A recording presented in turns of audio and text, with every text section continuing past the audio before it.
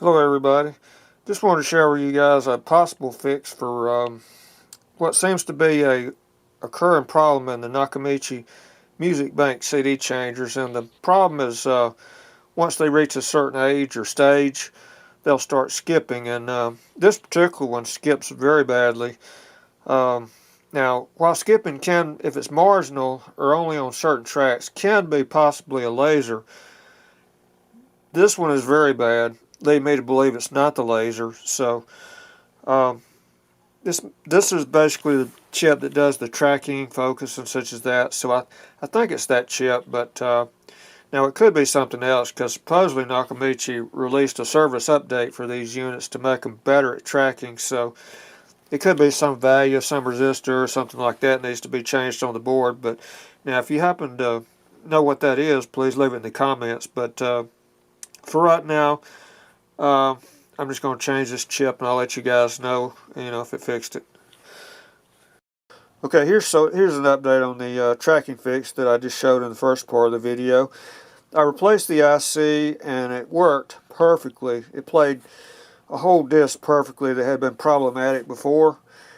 And the only thing is when I went back and played that disc again, it started messing up just a little bit in the worst sections of the disc. Now, my theory is this chip is overheating, and this is a good chip. It's basically new old stock Pioneer. It's nothing from China or anything like that. So I think by design these chips were just kind of overworked, and they overheat and they degrade over time. As I think is what's causing these tracking IC chips to go out.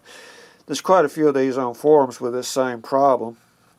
So, and that's the fix, is to replace the chip, but we want it to stay fixed. So what I did, I got a little BGA RAM sink, and not sure if you guys can see it, but I had to cut it down a little bit. I cut some of the fins off the top of it. They're not perfectly straight, but we don't care about that kind of stuff. Nobody's going to see it. But I cut them off, and I fixed it to the top of the chip, and that should resolve the overheating problem. So I'll let you guys know if that works or not. But now this was so severe it was having tracking problems with just one disc in it.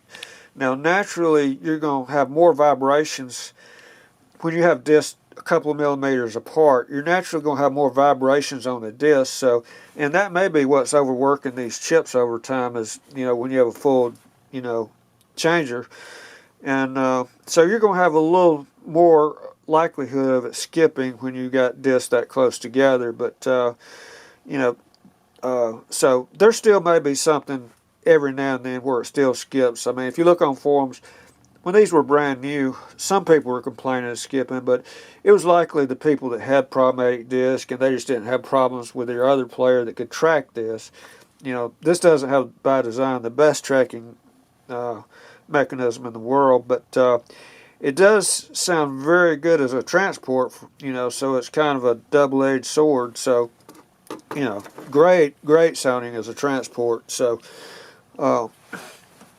so these are definitely desirable units, in my opinion, for just the sound quality. Even if if you're running through the optical out or coax, you can get a great sound quality on these. Now this unit may not have one or the two or the other. I can't remember, but some iterations of it do. But anyway, just wanted to update it, and I'll let you guys know how well the heatsink worked, and I'll show it playing in the next part of the video.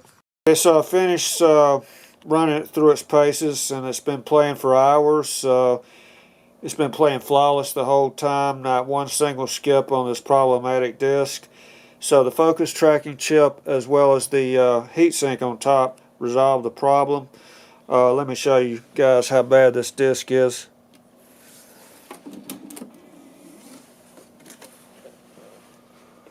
Well, let's see.